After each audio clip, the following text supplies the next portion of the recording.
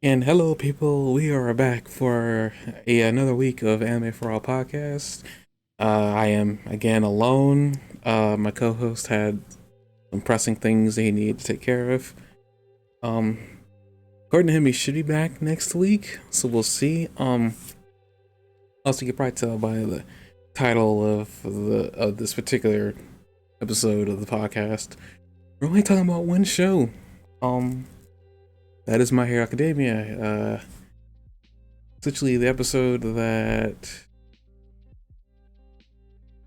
that titled Dobby's Dance. It's the episode that reveals a lot. Well, I guess reveals what probably a vast majority of the fan base who just watches the anime was probably thinking was that Dobby was in fact Endeavor's dead son Toya.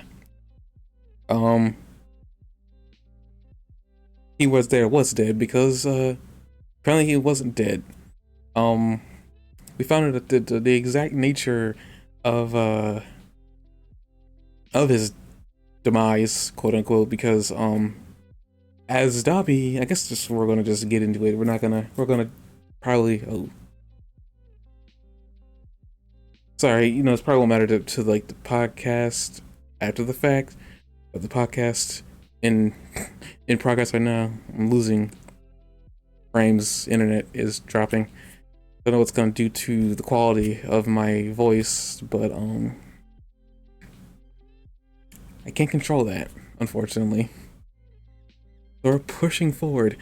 I guess we'll back up. We'll talk about Dobby near the end of this video because, again, because it's just me, it's not going to be that long of a video. I have a set, concise amount of information I want to dump on you, and that'll be it. I suspect this video will probably be 30 or so minutes. So, very short, concise video. But, the episode pretty much starts off with the continuation of the last episode where Uraka and Toga were fighting. Essentially, we have the summarization of what Uravity wants to do, which is save as many people as she wants. Toga doesn't completely understand this. They had a confrontation. She ends up stealing Uraraka's gift from Deku from the Christmas party all those episodes ago. And Toga essentially just asked, like, this is something from somebody you care about. And they completely just directly asked the question, this is someone from who you like, and it's Deku, isn't it? Gravity confirms this kind of, and what ends up happening is Toga herself reveals that there's people in her life that she liked and who she wanted to protect. One of them being Twice, rest of the soul. Who I was always wondering what her relationship with him was, but I was never knowing. Twice may have looked at her as somebody he was in love with, but it looks like Toga's love for Jin Twice only went as far as an older brother. And that to me made sense. I couldn't imagine her actually being in love with him, but you never know. Would I have been for that? Sure. I mean, why not? I've seen crazier pairings. Um, Knowing that Toga's apparently 17, I think is what her official age is 17 years old. Jin is like 30. I mean, marriages in Japan are looked at differently. Most women end up getting married at a very young age. Legality over there is much different. She living 1 year away from American legality, so there's that. But it was very interesting to see that's how she viewed it Twice. And as she is talking, we also start seeing her tear up a little bit. It looks like we're trying to get some other emotions out of Toga finally a little bit. I believe she has confirmed what she wanted to confirm by this point. And as confirming is happening, Robbie jumps into the fray and essentially catches as Toga's about to stab Uraraka after telling her that she used her quirk to kill somebody. Froppy jumps in out of nowhere, it stops her. Robert jumps out of nowhere to stop her. Essentially, that those togas pulling out the rails, and as this is happening, Gigantomachia is running through the city now that where they're at, where all this stuff is going down.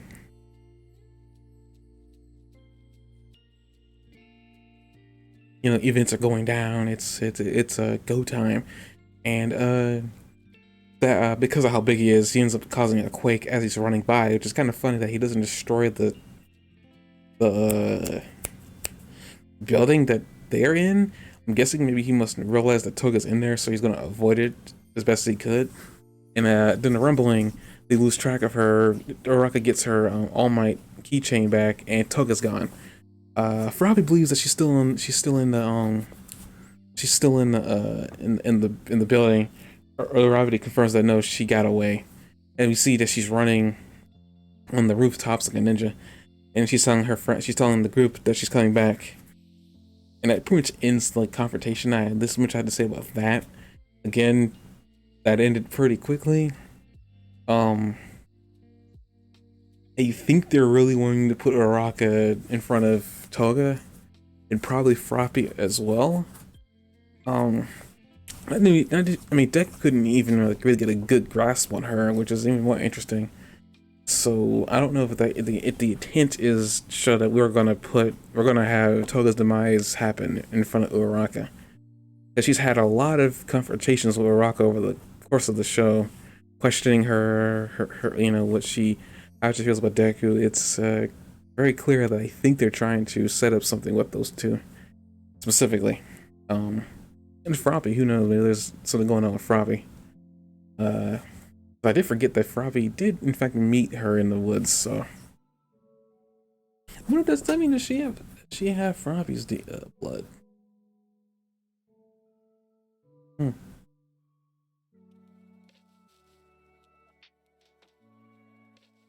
That's a good question, actually. I wonder if she has Froppy's blood. Okay, when we move on from there, and then the crux of this entire episode is Dabi and his confrontation with Endeavor. In between that, there's a lot of others going on, such as like after Gigantomachia gets here, he ends up saving Shigaraki, and the League of Villains is wondering what's going on, what happened to Shigaraki. Shigaraki seems to be on his near his deathbed. It's going to confirm that Shigaraki is like near literally falling apart. Apparently, the fight really whittled him down from being hit with One for All at 100%, and then also getting hit with Prominence Burn.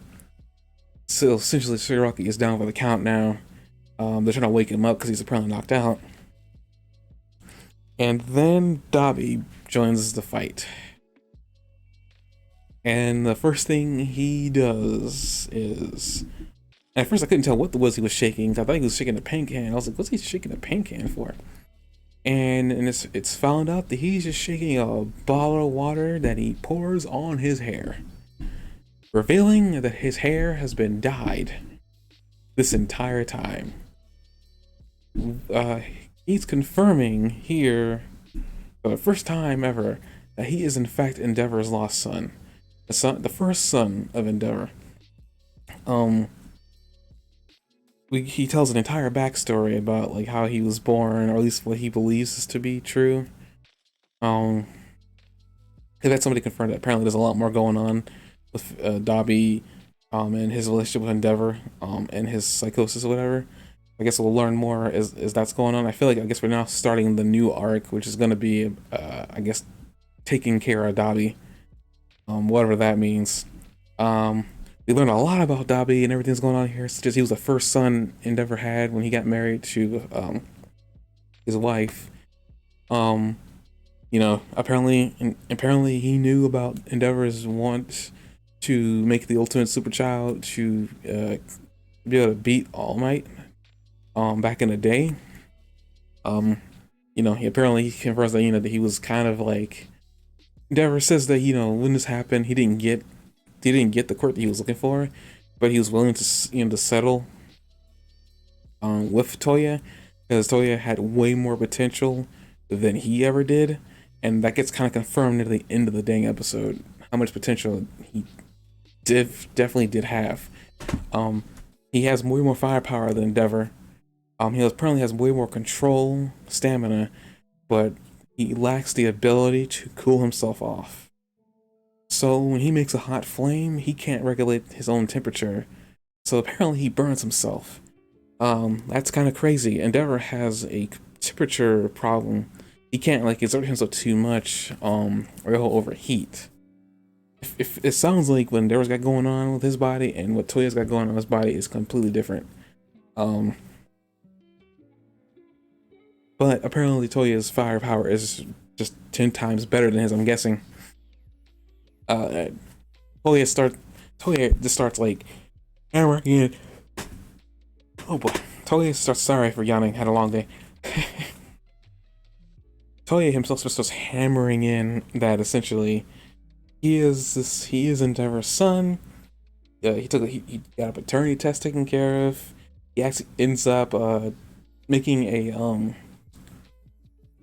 what do you call those tapes that like serial killers like let out in the public after they start killing?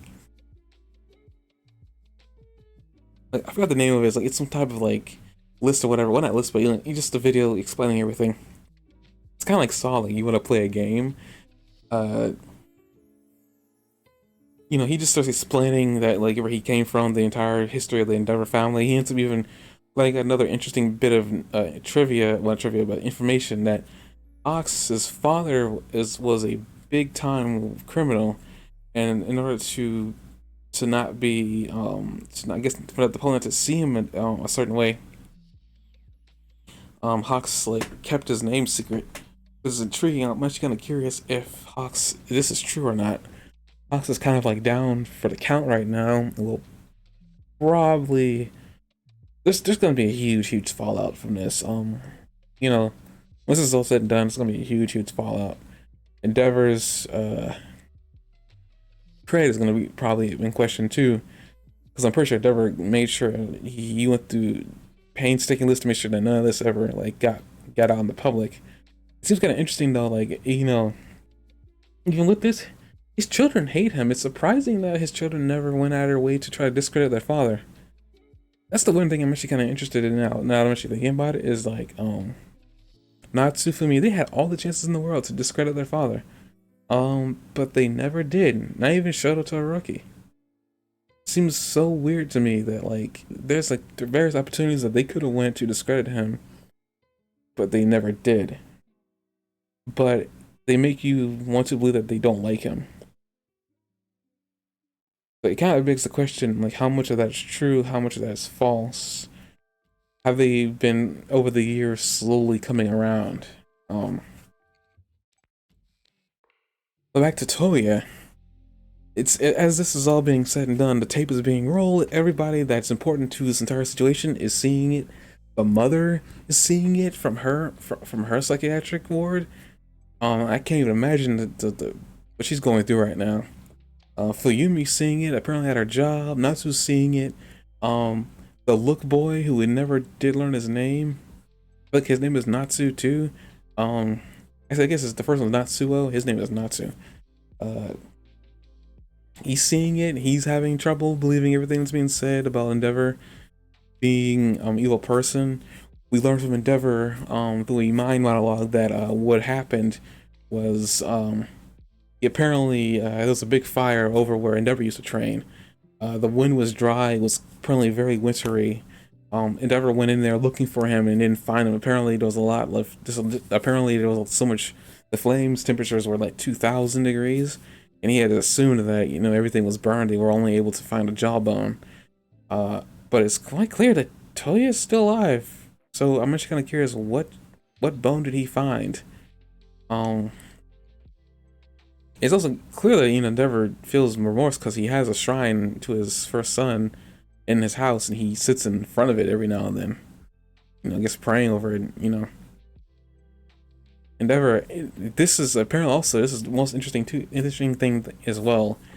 Endeavor, as he's seeing this, and this information is being poured in his head, Endeavor is just stunned. He's unable to move. it must just be the shock of it all that seeing that his firstborn is still alive. It's you also see Shoto reacting too, and he's like freaking out, panicking, breathing really hard. I'm guessing he's having a hard time believing what's going on here. And as as Dabi finishes his monologue, he pretty much says like, "I want to discredit you. I want to take you to hell with me." And jumps off a Gigantomachia and does something that I was not expecting. Uh, Replicating Prominence Burn, and yeah, does it so effortlessly. It's not even like it's no contest. It takes Endeavor a lot to be able to bring out the flame power necessary to dupe his signature move. All Dabi does is just clap, and then the flames come out, and as he's falling, and he's just doing Prominence Burn. Um, Now honestly, he does say Prominence, so he doesn't get the last word out, but I am assuming that it's Prominence Burn. It could be something completely different, like Prominence Phoenix or something like that. He just has way more firepower at his disposal than Endeavor does. And that essentially ends the episode. Shoto is trying to tell his father to get out of the way and help him protect Deku and everybody. I find it interesting that instead of Shoto calling him Endeavor, he calls him Dad. I think that's one of the few times in the entire show where Shoto calls Endeavor father. Um, you very rarely he chooses his words correctly all the time when he's around him. He always calls him by his hero name, never his father. But in that moment, he calls him his father. I'm wondering if, like, in all this moment and stuff like that, maybe Shoto's feeling bad for him because, like, the entire family thought that he was dead. Only for him to come out now saying that not only has he killed like 20 people so far, um, so far being the term he's using, so he's gonna kill more. But it just seems kind of interesting to me that Shoto is like he calls him father. I think there's an arc between Endeavor and Shoto coming up where Shoto is going through his emotions about Endeavor and everything's going on with Dobby and whatnot. And he has to make a choice if he's gonna like you know let Endeavor be his father or not. Um, Endeavor wants to be, but I'm not sure if he wants to be for the right reasons. He's tried in his effort to be a father to him, but it's falling on deaf ears, and who would blame him? He's done some horrible things, and one of those horrible things is coming to bite him in the butt. A very powerful supervillain that he created by being jealous of one man. Um,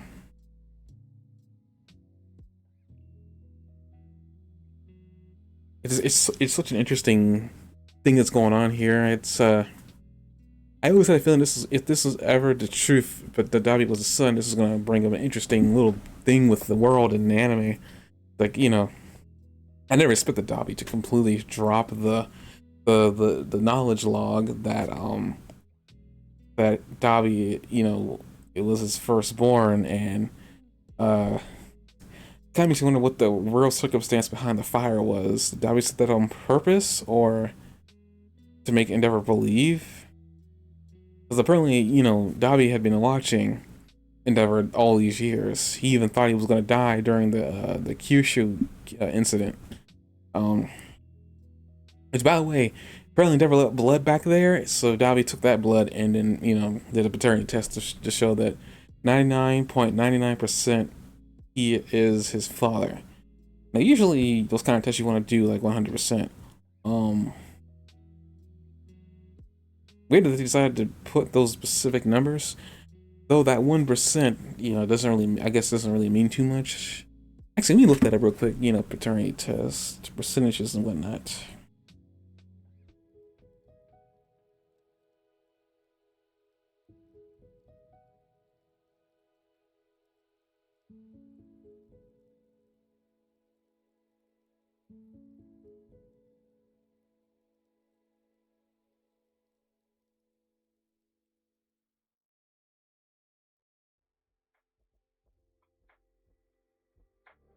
So never mind. So that's just the number of the percentage that it can determine what for what I shut up down that somebody is somebody's father.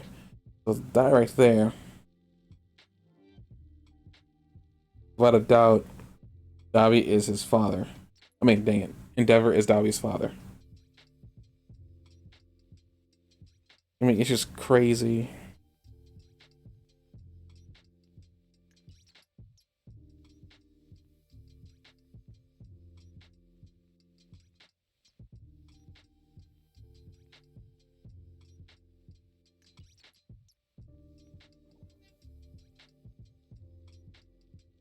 Sorry, I'm just doing some information digging. Without spoiling anything, see if I can't find some more topics to talk about.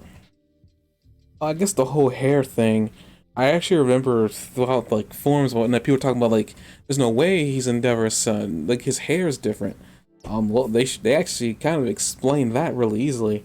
Apparently, as a kid, Dobby's hair was just turning white. It was red at first, but it started turning white. And I'm guessing at some point it turns all the way white. And then apparently he was just dyeing his hair.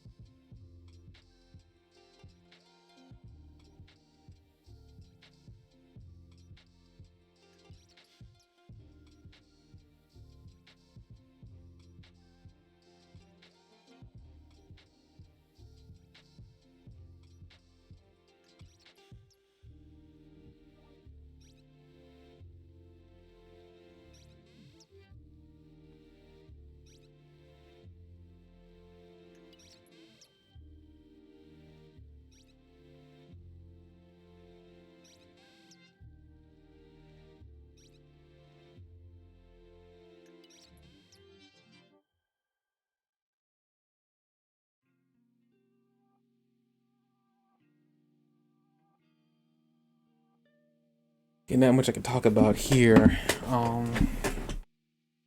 I guess actually I will talk about there's not much more to say about my hero.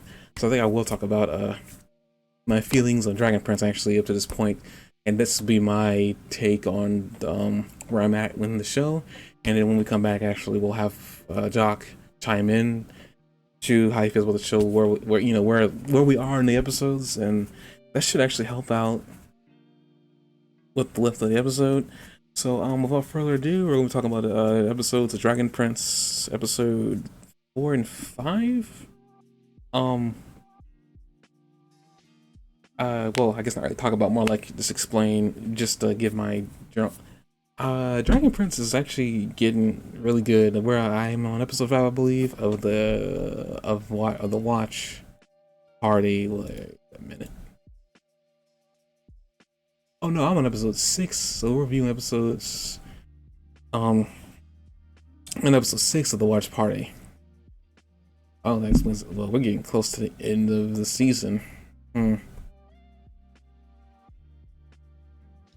show is getting crazy. So far we've had the revelation of who Erebos is. That was like a big mystery of season 3, and glad that's actually getting solved. They also have another situation with the humans and the elves. This time it's with the humans and the Sunfire elves. There's a lot of things going on. I don't think that the marriage is the wedding's gonna happen, or if it does, there's gonna be a huge like falling out. The current queen's brother, has been showing signs of, you know, doing his own thing, and that concerns me to a great deal. considering that the elves themselves are already very skeptical of humans. We've already had a human douse a flame of a rite, pretty much being very insensitive. I think that's interesting. Like, what's really going on here with the the humans and the elves is just like not no one side wants to understand the other, and I guess the theme of like insensitivity, tolerance is kind of like really very heavy here. It's almost a little bit too real concerning the real world circumstance that's happening in the world today as I'm making this podcast video. We have a lot of insensitivity in the world, and it's interesting to decide to take that and like throw that into their show. And it's even more interesting that like we have characters who want to see the world change, who believe in a brighter future. And these characters are both strong, independent women who want to marry each other. I guess their marriage is kind of like, and it comes from two sides too. Their marriage is like a sign of change.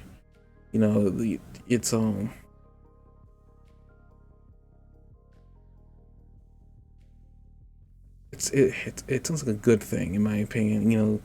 Change needs to happen. We can't keep on like repeating same mistakes that our forefathers have. And this episode also kind of like shows that too, on the coin of like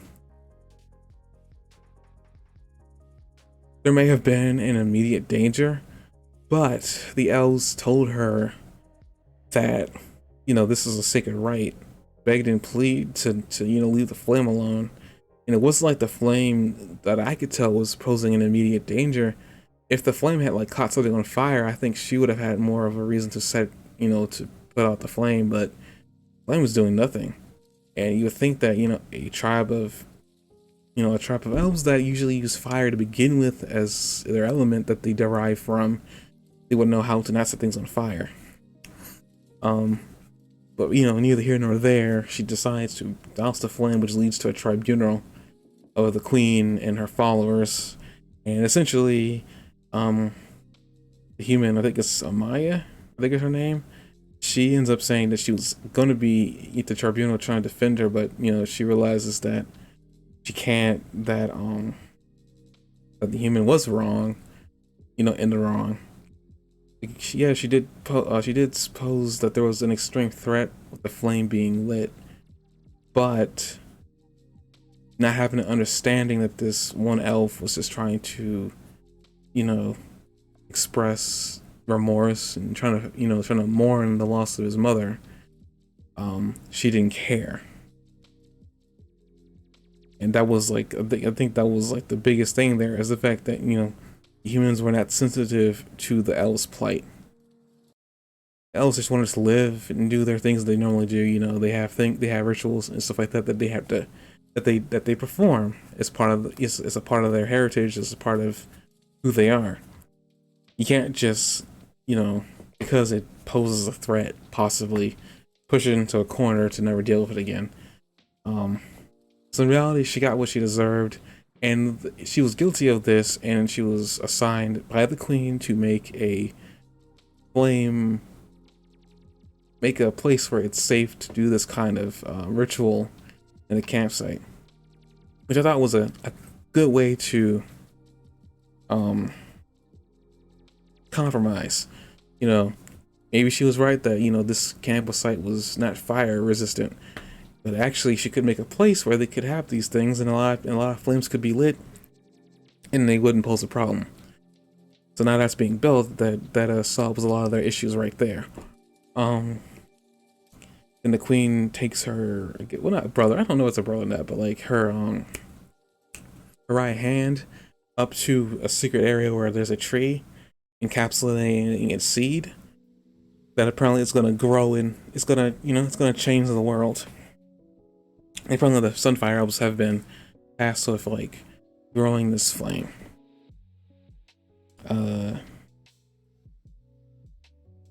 She shows this in hopes that it would change his mind about humans and elves living together. Unfortunately, it speeds up the whole we need to remove the queen from her agency, which is really bad. I had a feeling this is what was gonna happen, but I was still hoping it wasn't. I thought that as this was happening too, he reminded me of Viren. Somebody who thought they knew better and was trying to save their kingdom. Like, it seems like to me that maybe Erebos might be looking for somebody like him. Who knows? We'll find out. Because he reminded me of Varen, and then a little bit of like what Erebos' like shenanigans were, which is talking behind the High Queen. This can only end bad. But as the series is going on, though, it's progressing really well. It's fast, actually. A lot of the points are being made. A lot of like the story bits are being progressing.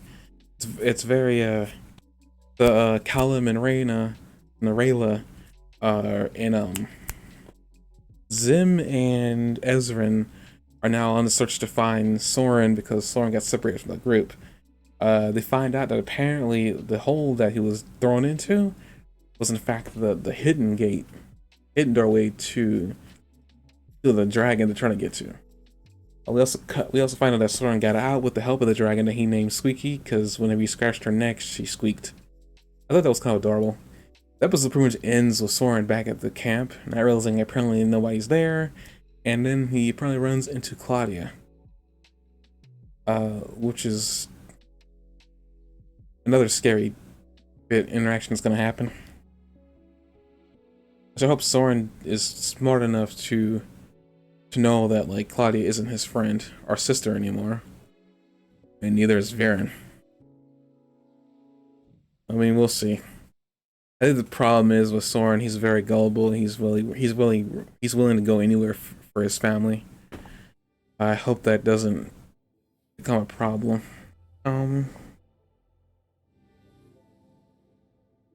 That's the end of those. That's like the last episode that I watched at the end there. I didn't really talk about it here because I wasn't intending to talk about it, but I said, we'll just continue with this. I'll let Spirit know the circumstance of what's going on. We'll also talk about these episodes next podcast. So I guess without further ado, without like wasting you guys any more time, this is another very short, barely short podcast video. I thank anybody who stuck around to watch this. Sorry again for it being so short. I don't have my co-host here with me, so hopefully next time, the podcast before the Christmas holiday, we'll get him back and we'll be able to go out on a high note for this year. Happy holidays, and we'll see you guys next time. Again, sorry for the short episode. See you guys later.